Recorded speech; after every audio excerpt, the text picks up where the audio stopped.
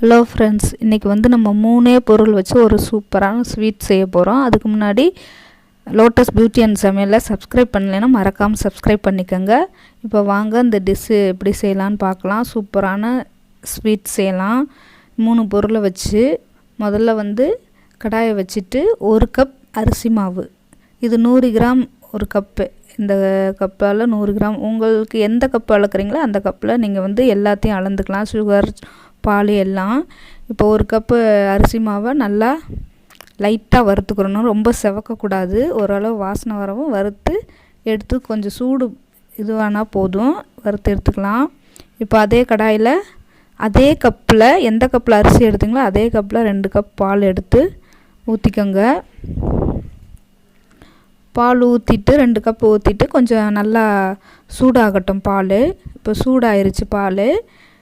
இப்போ வந்து எந்த கப்பு எடுத்திங்களோ அதே கப்பில் 1/2 கப் சர்க்கரை எடுத்துக்கோங்க. 1/2 கப் சர்க்கரை போட்டுக்கோங்க. போட்டுட்டு நல்லா கலந்து விட்டுருங்க. நல்லா கலந்து விட்டுட்டு இதில் வந்து கொஞ்சோண்டு ஏலக்காய் தூள் பொடி பண்ணி போட்டுக்கோங்க. 1 ஸ்பூன் நெய் விட்டுக்கோங்க. நெய் விட்டு நல்லா கலந்து விட்டுருங்க. நல்லா கலந்து விட்டுட்டு இப்போ வந்து நம்ம வறுத்து வச்சுருக்க மாவை வந்து இதில் வந்து போட்டு கிளறி விடணும். வறுத்து வச்சுருக்க மாவை எடுத்து நம்ம போட்டுருவோம். இப்போ போட்டாச்சு இந்த மாவை. இப்போ மெதுவாக நல்லா கிளறி விடணும். ஃபஸ்ட்டு கட்டிகள் இருக்கிற மாதிரி தான் இருக்கும், கரைஞ்சிரும்.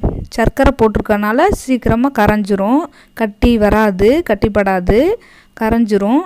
இப்போ நல்லா கிளறி விட்டுட்டு கூட கொஞ்சம் நெய் விட்டுக்கோங்க. ஒரு ஸ்பூன் நெய் விட்டு கிளறி விட்டுக்கோங்க. இந்த மாதிரி நல்லா திக்கான பதம் வந்தோன்னே இப்படி ஒட்டாமல் வந்துடும். சட்டியில் ஒட்டாமல் வந்தோடனே எடுத்து ஒரு தட்டில் எடுத்து வச்சுக்கோங்க. கொஞ்சம் நேரம் ஆறட்டும். ஆறினோடனே கையில் எடுத்து நம்மளை பிடிக்கிற அளவுக்கு வந்துடும். பாருங்கள், இப்படி உருண்டையாக உருட்டி கொஞ்சம் தட்டி நல்லா ஒரு ஸ்வீட் மாதிரி தட்டி சர்க்கரையை வந்து பொடி பண்ணி வச்சுக்கணும். கொஞ்சம் ரவை மாதிரி பொடி பண்ணி வச்சுக்கோங்க. ரொம்ப தூளாக பொடி பண்ணாமல் ரவை மாதிரி பொடி பண்ணி வச்சு அதில் கொஞ்சம் பெரட்டி நீங்கள் அதை தூக்கி வச்சிடலாம். இப்போ வந்து இதில் வந்து தேங்காய் பூ கூட பெரட்டி வைக்கலாம். நீங்கள் நல்லாயிருக்கும், டேஸ்ட்டாக இருக்கும்.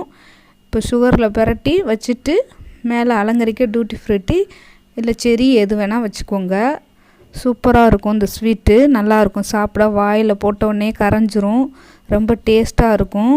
வீட்டில் இருக்கிற 3 பொருளை வச்சு இந்த ஸ்வீட்டை செஞ்சிடலாம். ரொம்ப ஈஸியான ஸ்வீட்டு. இந்த ஸ்வீட்டை செஞ்சு பாருங்கள்.